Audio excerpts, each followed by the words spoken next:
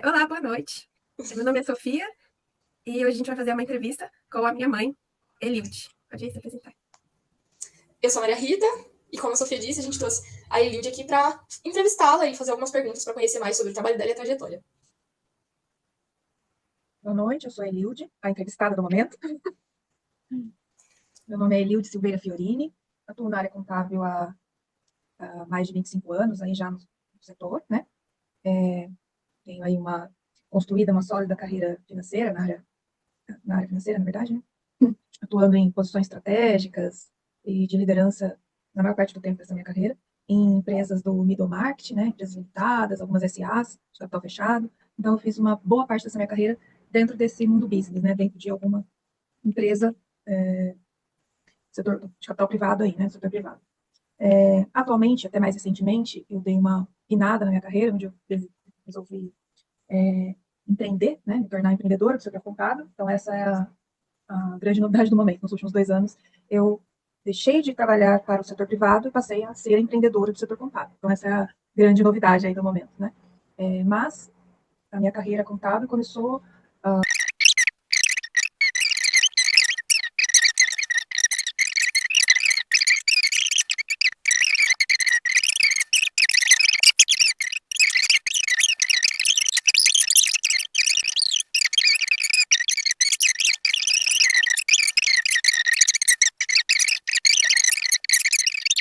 Muito legal. Bom, então já resumiu todos os tópicos que a gente ia perguntar da trajetória, né? Contou tudo que você fez, contou se você teve dúvida ou não sobre a sua profissão, né? Sobre escolher contabilidade. Falou do porquê e quando se apaixonou pela contabilidade. Contou aí as empresas que você passou e o que fez você chegar onde você está hoje. E agora nós vamos para o segundo tópico de perguntas, né? Você faz, Sofia? A gente queria saber como que o seu trabalho influencia a tomada de decisão das empresas. Tipo, antes, quando você trabalhava em empresas, e agora também, agora que você tem o seu escritório e tal. Então, tem toda uma técnica, né? A técnica contábil tem esse propósito de mostrar, por A mais B, qual é a trajetória que essa empresa está seguindo, né? Pelas práticas que ela tem feito, para onde esse barco está se guiando, né? E aí você vai direcionar, olha, você continuar nessa toada, né? Seus custos superando sua rentabilidade, vai dar ruim, entendeu? Então, é isso. Então, existem indicadores econômicos que a contabilidade fornece, que, a partir desses indicadores, que vocês vão aprender logo mais, né?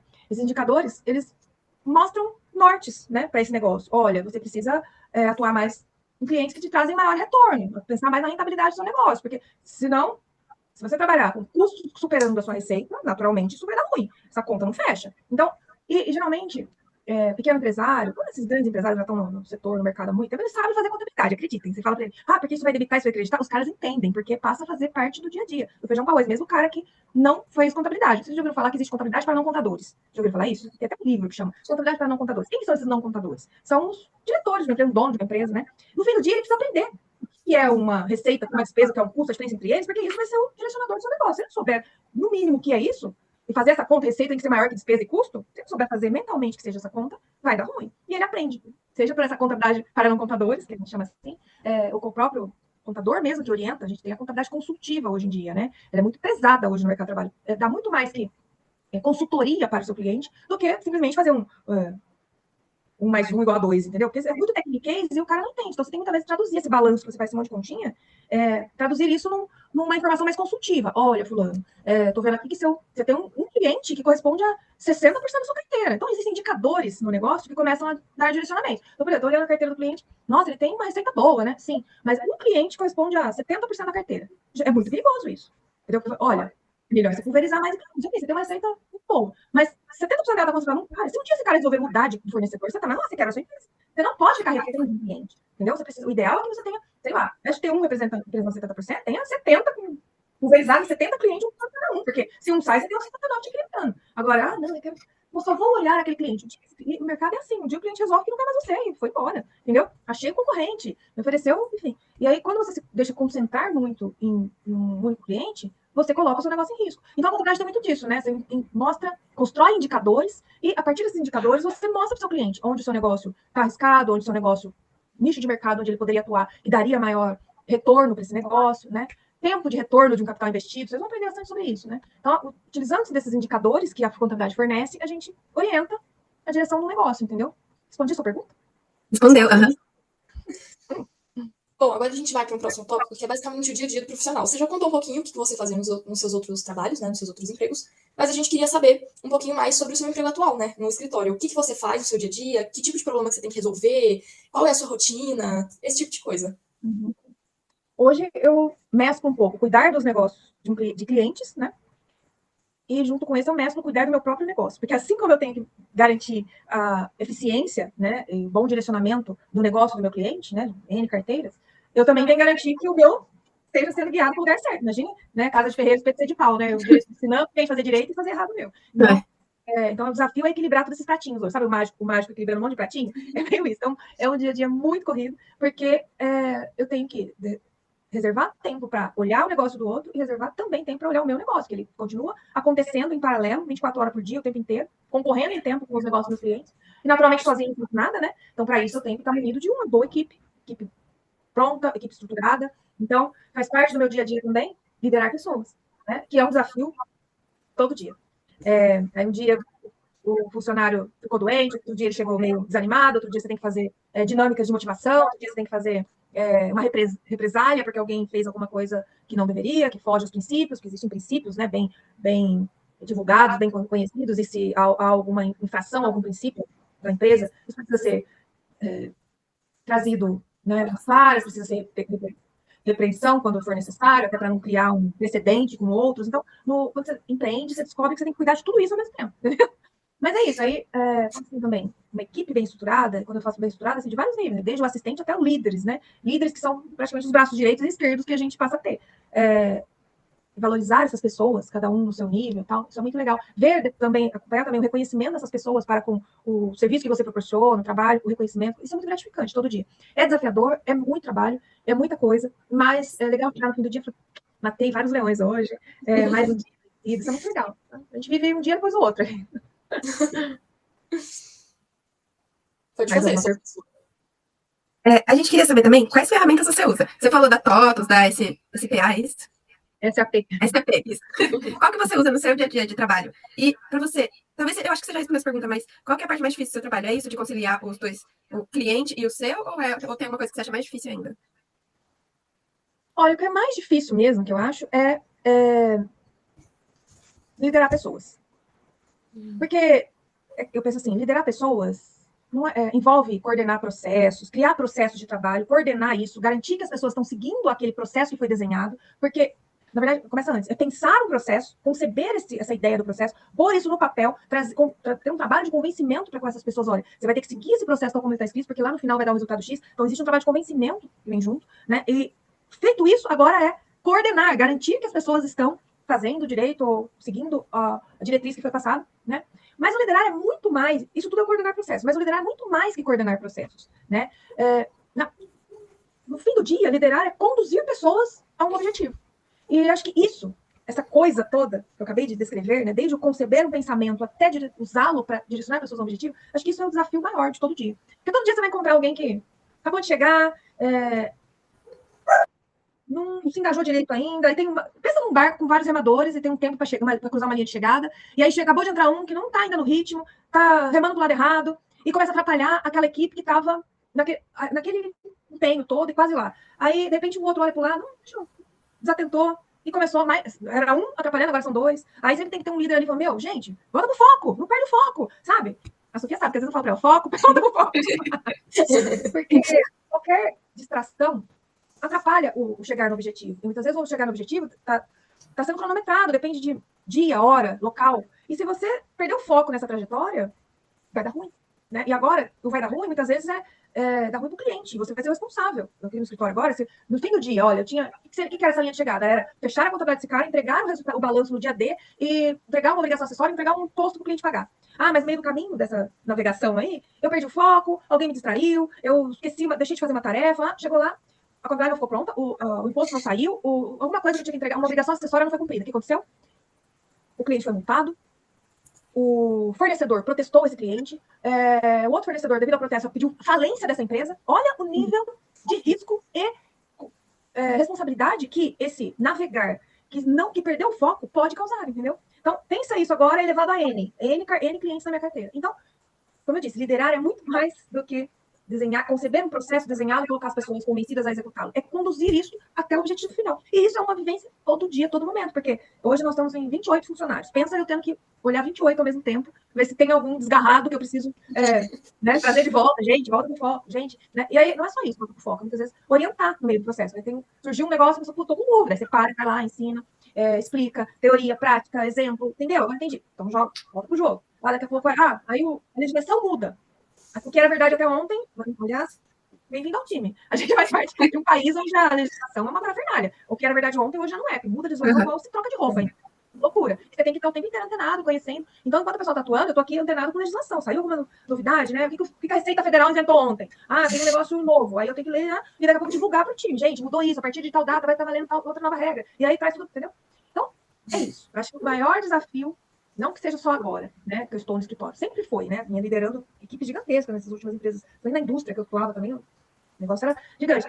Mas agora eu tenho que equilibrar tudo isso com também fazer dar certo o meu próprio negócio. Eu acho que são os vários pratinhos que tem que equilibrar todo dia.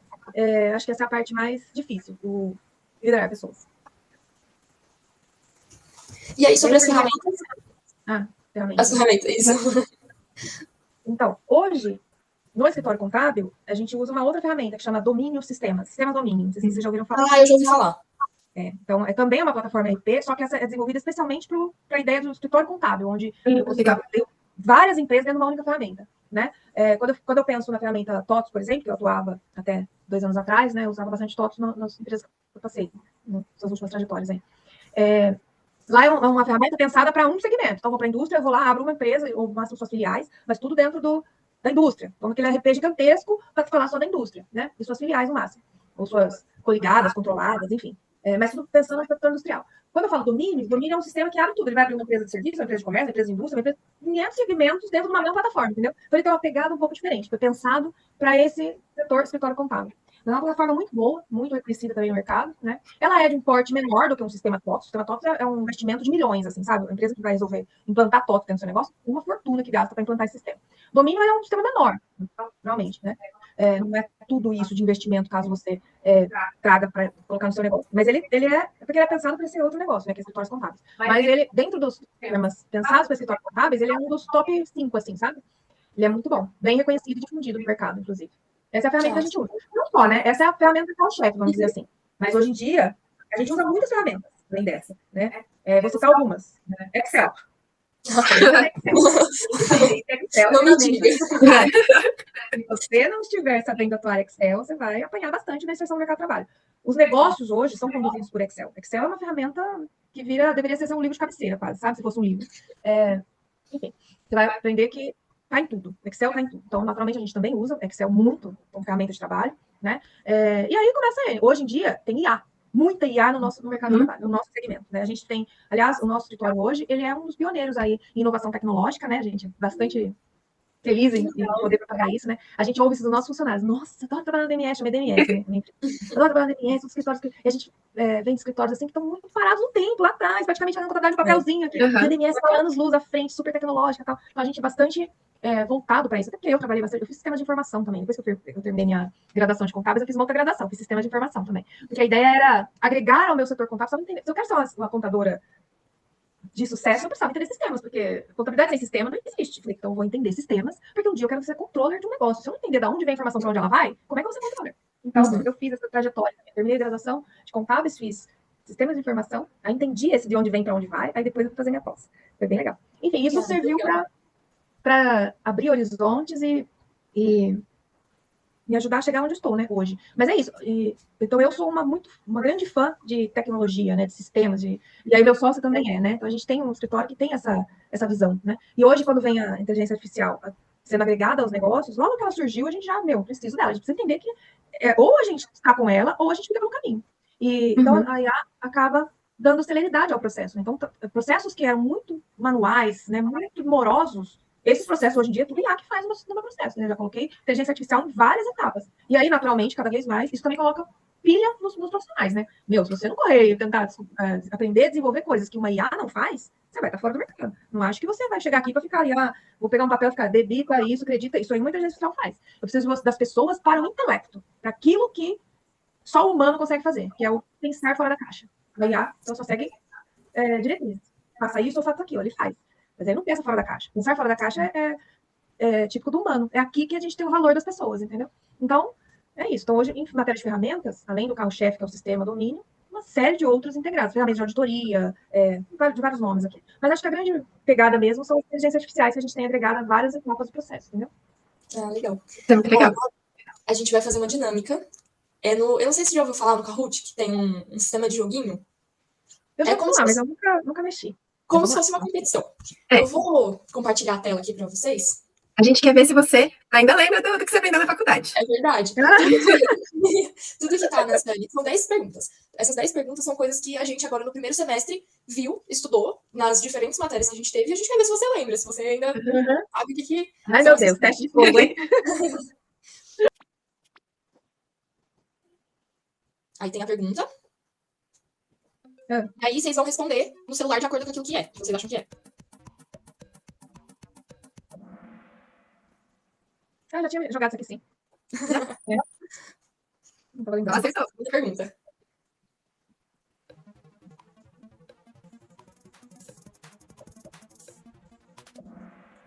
Ó, acho que todo mundo acertou, hein?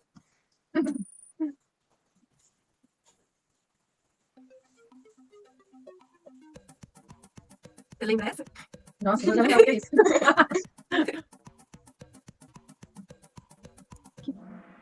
Ai, gente, eu não lembro o que é isso aí, não. Já perdi o tempo de responder. Perdi o tempo enquanto eu pensava.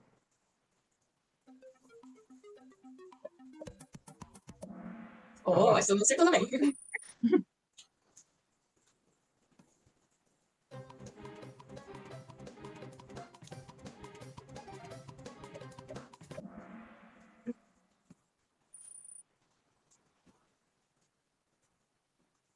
Essa é de direito, hein?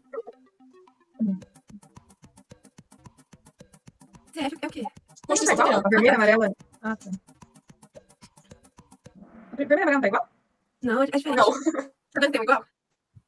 Ah, então tá. Não respondi. Não sei. Você Não acabou. tinha notado igual aí. Falei, tá tudo igual.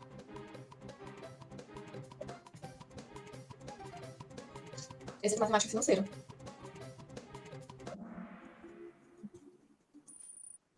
Eu não sabia essa muito. Nem lembrava o que era isso. E na dúvida, na verdade. Se era a taxa ou o que era.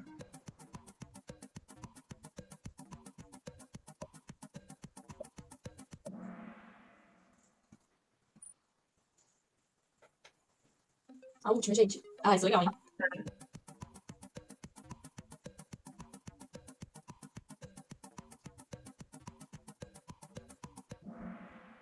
Gente, mas dá nem tempo de ler. Vamos de novo. Eu tô lendo ainda, tentando a diferença entre elas. Você tem mais rápido esse tempo aí. Tá muito rápido isso, não? Ó, tem 20 segundos. Ah, essa é a última. Vai acabar, hein?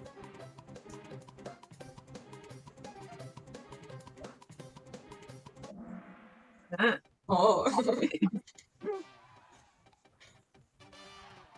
Ah. Parabéns. E aí, basicamente, a finalização são os agradecimentos. Espero que tenha... Eu que agradeço a oportunidade aí. Espero que ajude, que seja contributivo aí pro trabalho de vocês.